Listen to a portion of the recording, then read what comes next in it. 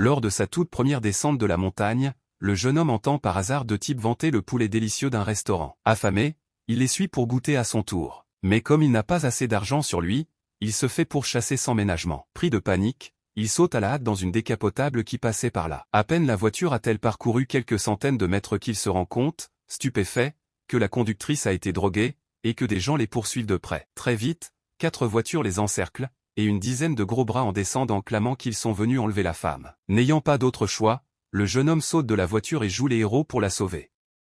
Un coup de poing par-ci, un autre par-là, il met 4 ou 5 types au tapis en un instant.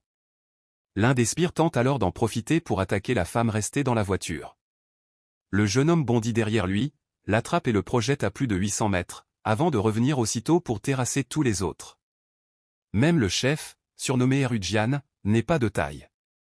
Il ordonne précipitamment la retraite et s'enfuit avec ses hommes. Ensuite, le jeune homme raccompagne gentiment la femme chez elle. Il comptait utiliser son énergie interne pour éliminer le poison de son corps, mais à sa grande surprise, la femme ne s'en contente pas et le pousse directement à terre. Le lendemain matin, en se réveillant et en voyant le jeune homme, la femme pousse un cri et, par réflexe, lui assène une gifle. À sa stupeur, il est projeté contre le mur. Elle réalise alors qu'elle est devenue incroyablement forte.